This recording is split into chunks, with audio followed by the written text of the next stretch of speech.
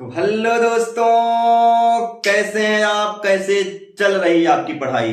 मैं महेंद्र पारसारथी आपका अपने इस चैनल के माध्यम दोस्तों स्वागत करता हूं, वंदन करता हूं और आपका अभिनंदन करता हूं।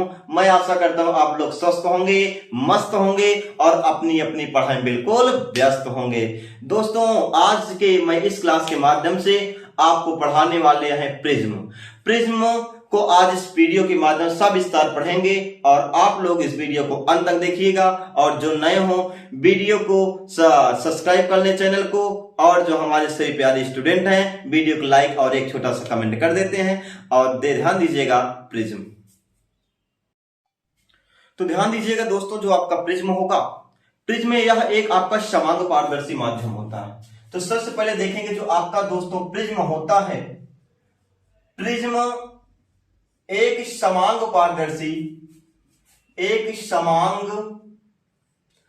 पारदर्शी माध्यम होता है।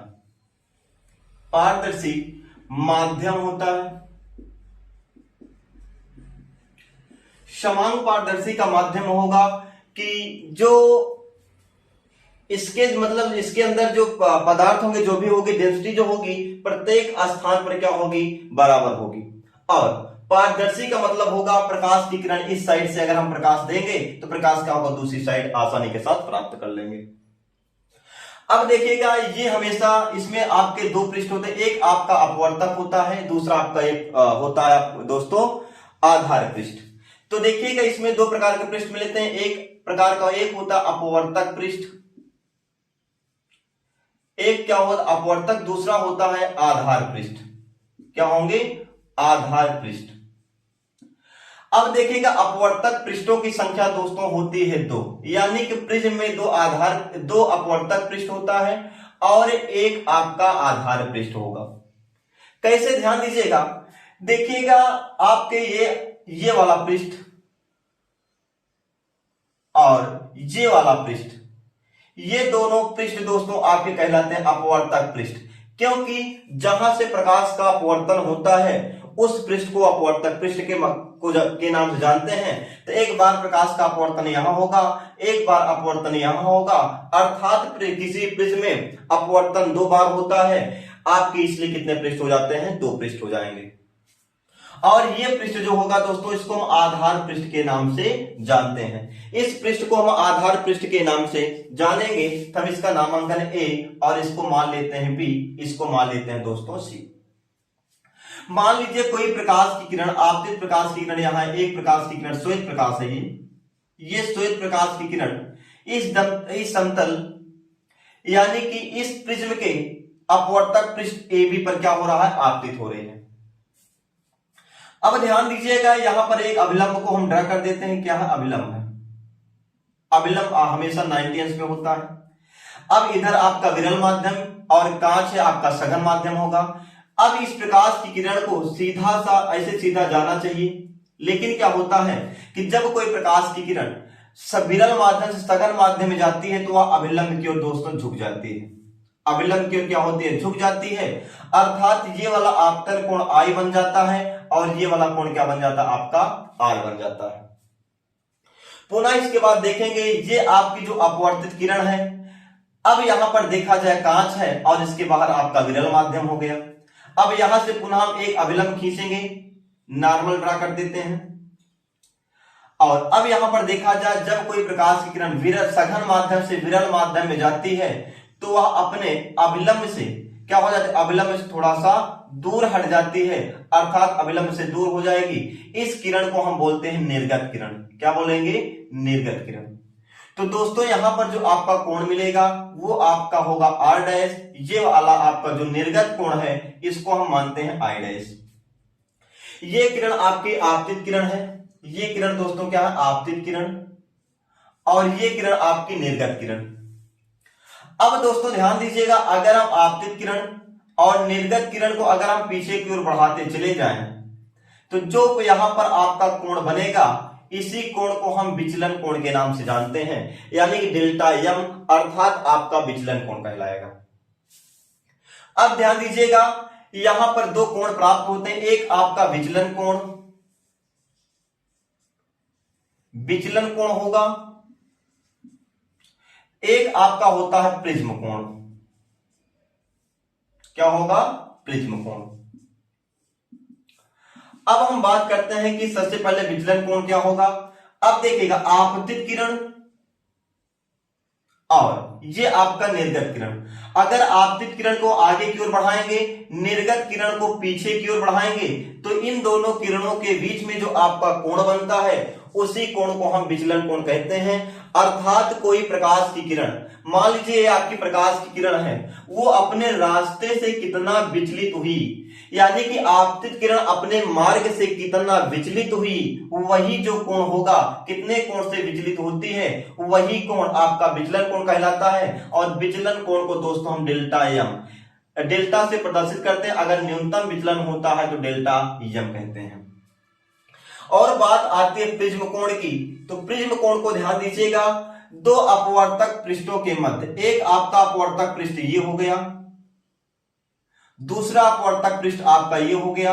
इन दोनों अपवर्तक पृष्ठों के मध्य बने कोण को हम विचलन कोण के नाम से जानते हैं। यानी कि विचलन कोण क्या होगा? दो अपवर्तक पृष्ठों के मध्य बने कोण को हम विचलन कोण के नाम से जानते हैं।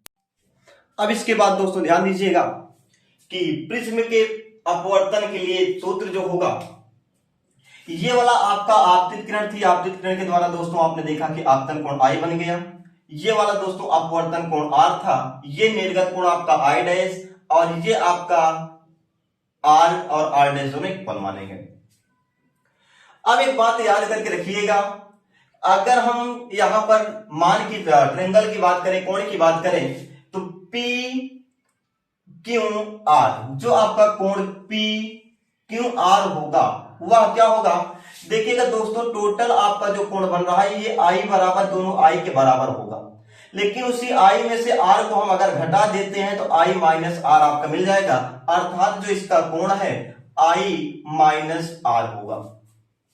सेम कंडीशन अगर हम इधर बात करना चाहें, कोण पी आर क्यू से पी आर क्यू के साइड देखना चाहेंगे, तो आपका ये निर्गत कोण आई डैश, और दोस्तों यहां पर देखा जाए ये कोण बराबर ये कोण दोनों बराबर होते हैं, बट अगर हम इसमें आई डैश को घटा देंगे तो ये वाला आपका कोण मिलेगा I dash minus are dash, तो I dash minus are dash आपका कोण मिल जाएगा।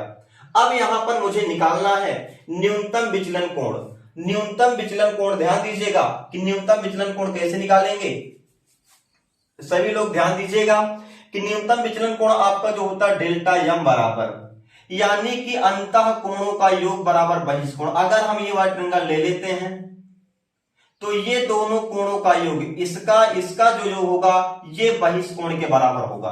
अर्थात डेल्टा एम का जो मान है वह triangle of P Q R plus triangle of P R Q के बराबर होगा। अब हम दोनों का मान रख देते हैं, एक का मान मिला हुआ है आई माइनस आर, और प्लस दूसरे का जो मान मिला है i dash minus are dash. अब देखते हैं दोस्तों यहां पर क्या होगा, तो डेल्टा एम का मान जब हम निकालेंगे तो यहां पर हो जाएगा I minus R plus I dash minus are dash, तो डेल्टा एम का मान मिल गया आई प्लस आई डैश, और अगर माइनस को कॉमन कर लेंगे आर प्लस आर डैश, इसको मानते हैं समीकरण नंबर 1। क्या मान लेंगे दोस्तों? समीकरण नंबर 1 जब इसको मान लेंगे तो आगे हम कैसे सॉल्व करेंगे ध्यान दीजिएगा।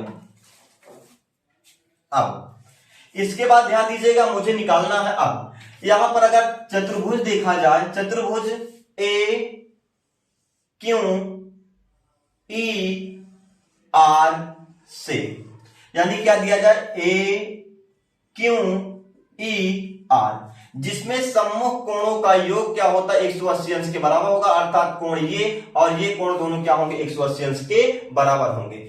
दोस्तों ये वाला जो कोण होता है इसको हम प्रिज्म कोण के नाम से जानते हैं, तो आप लिख लेंगे कि यहां पर क्या होगा, ट्रायंगल क्यू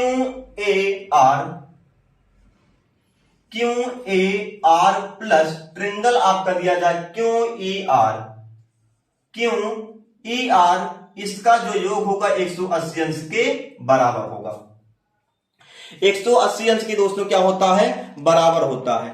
अब यहां पर देखते हैं, अब यहां पर देखा जाए तो ये वाला जो आपका कोण है क्यू ए आर, जो क्यू ए आर है इसको आपको प्रिज्म कोण ए के नाम से जानते हैं, प्लस एंगल इसको हम मानते हैं ई। इन दोनों कोणों का जो योग है 180 अंश के बराबर है।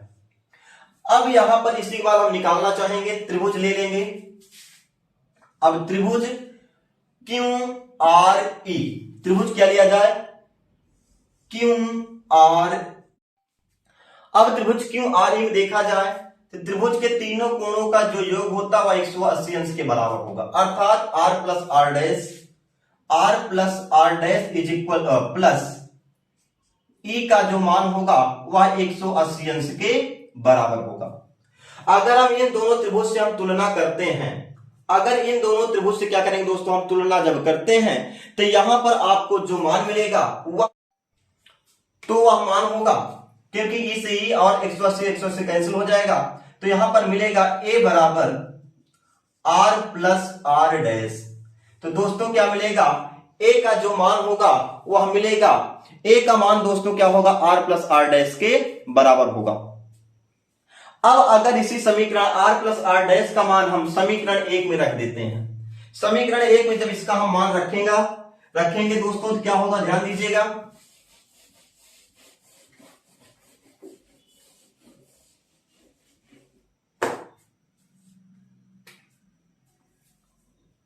अब समीकरण 1 आपका दिया है डेल्टा एम बराबर I plus I dash minus R plus R dash, इसका मान दोस्तों ए निकाला गया, तो डेल्टा एम बराबर I plus I dash minus, इसको लिखेंगे हम ए, इसको क्या लिख देंगे, ए लिख देंगे।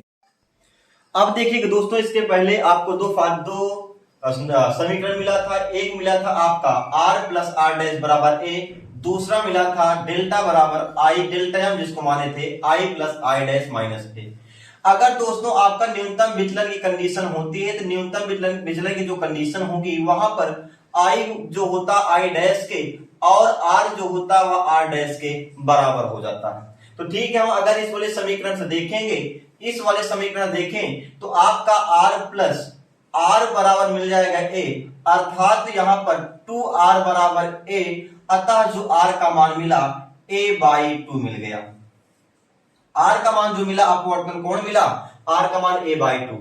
वहीं अगर हम देखेंगे इस वाले समीकरण से, इस वाले समीकरण देखेंगे तो जो डेल्टा m बराबर है वह i plus I dash minus A, अर्थात डेल्टा m बराबर i plus I minus A, जहां आपको डेल्टा एम का मान मिल गया 2i माइनस ए।